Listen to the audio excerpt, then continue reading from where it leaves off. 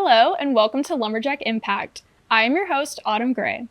Lumberjack Impact is the show where we highlight the amazing faculty here and explore all the things that make SFA great. With us today is Dr. Fernando Calderon Gutierrez. Dr. Calderon is an assistant professor of biology at SFA, specializing in cave diving for his research.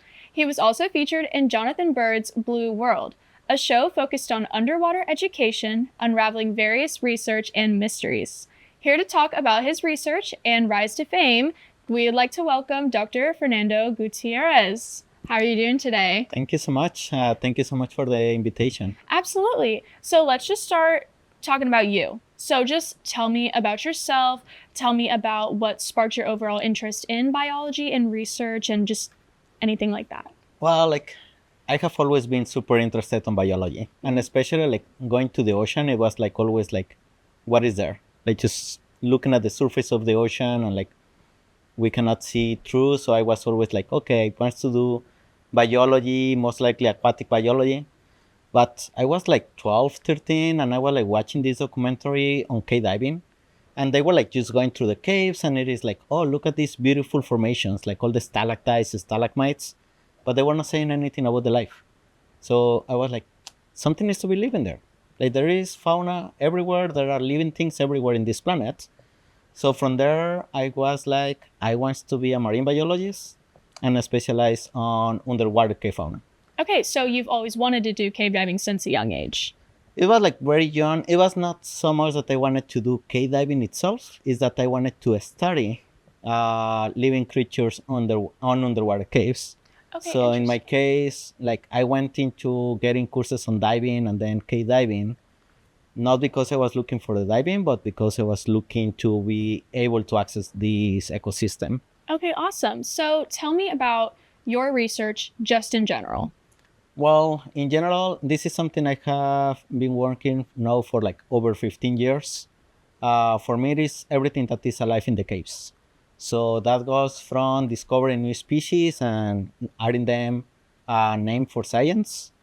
My passion, the section that I like the most, it is ecology, trying to understand what the fauna is living, doing in this case, and how they are interacting between them, between the environment. So for that, I have been using techniques that are usually used on the coral reefs, where you are counting the amount of individuals, and I do it in the caves. But now one of the ways that I have been doing it the most is through DNA.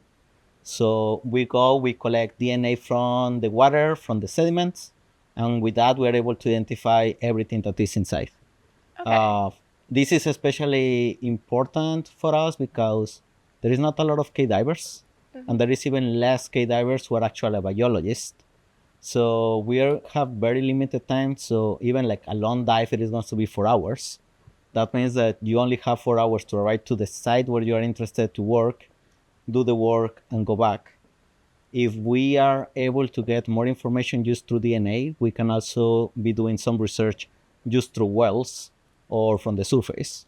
So it is a way to also make easier for other people that it is not interested on the diving part to also being able to study these caves. Okay, so what ecosystem would you say that you specify most in or you have more experience in? So the best way to define it is as a subterranean estuarium.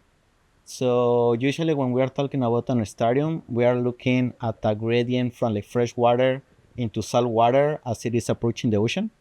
In this case, it is subterranean and it is flipped in a vertical way. So you start diving in fresh water, then you can see the halocline, that is this layer as if it was water and oil, where you can literally see it, and then below it is a salt water. And you have fauna that it is living in one or the other. So usually this is something that I work the most in Cozumel Island, the Yucatan Peninsula. In Missouri, I have worked with some that are completely fresh water. So in those cases, it doesn't matter how deep you are, you will always only have fresh water. Okay, so now tell me about some of the most unique discoveries that you've made during your research. Well, that's one of the best parts about be working in this environment. So think about how many people does diving. Not a lot. How many people does skydiving? It is even less. So that means that almost everything that we see is new. To the point that during several of the expeditions that we do for research, we go into sections that we are the first humans there. So that means that most of the things that we are looking are completely new discoveries. So right now we have already named, and I always say we because it is part of a teamwork with collaborations in different institutions and students. Uh, we have already like named seven different cave sponges that are only living in there. We have several species now that we are working with between crustaceans, fishes, and other animals. Then in the ecological side, we start discovering some of the ecological patterns that happens in these caves. And one of the things that most of the people thinks is it is underground. It is completely protected. We don't see it. Nothing is happening there. Unfortunately, we were able to prove that because of meteorological events, everything underwater can change, even though it is several feet underground. So this is saying that underwater caves are also affected by climate change and hurricanes and things like this. Okay, so you mentioned that you collaborate with a bunch of other like labs, maybe even universities. Who are some of those universities and labs that you collaborate with, and how do you guys work together to further your research? Well, one of the things in biology and any science is there is so many things we can do, and it is so hard to enter into the caves, and like every sample is so unique that it is better to be working with people with different skills. So one of the first things is collaborating with expert taxonomists, that is people that is fully dedicated into one type of animal to do the descriptions. So for example, for the sponges, we did that work with Patricia Gomez from UNAM in Mexico City in collaboration to do those descriptions. I do a lot of collaboration with a professor in A&M San Antonio, Dr. Elizabeth Borda. With her, we do a lot of the molecular identification. So rather than looking at the microscope, we look through the DNA to put the name to the species and to be doing a lot of the molecular ecology. So like looking back into that sediment, that water samples, what DNA we can identify from there. But depending on the topics, I have collaborators in Italy, Spain, Israel, a lot, the majority I will say in Mexico, across the country.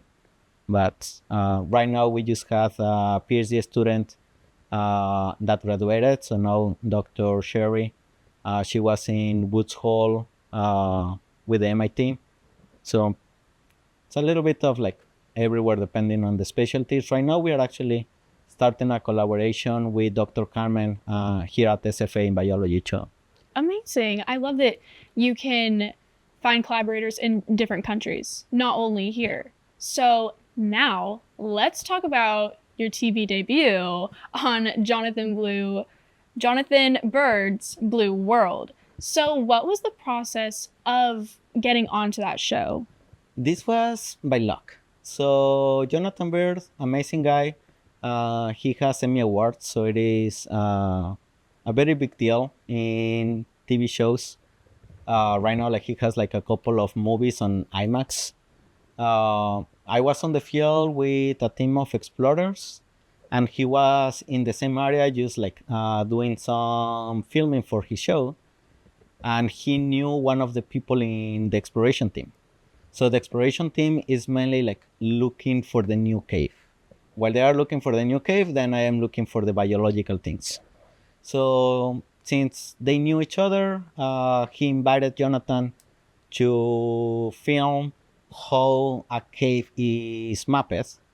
And during that dive, like we were like talking about, he was like, "Oh, I will like film you for like a few minutes, and then add it as part of the show that we are doing both." At the end of the dive, he was like, "You know what? we need to do like a full episode, like use of everything that you are doing. So the following day, like he was able to come with me, and we were like only working on the biological part. So right now, I actually have filmed 2 episodes with him in 2 different cases, one in Cozumel, one across. But yeah, it was just being lucky, right place, right time. A lot of fun. It is a really good way to show the field work that we are doing. So at the end of the day, it is not only about doing the research, but also like spreading the word, making sure that the public knows about it. That's wonderful. So, just to wrap things up, if people wanted to get more information about your lab, about anything concerning what you research, where would they go to find that information? So like right now, the lab is pretty new. I arrived here at SFA just last semester. But right now I have it on Facebook, and you can find it as Xival Lab, starting with an X. Also on Instagram, and I hope in the future to also be creating a website. All right. Well, thank you so much for coming on our show and talking to our viewers. And thank you guys for joining us for another Lumberjack Impact. If you'd like to see more episodes like this or other Jack TV programs, check us out on YouTube at JackTV-SFA. We'll see you next time. Axum.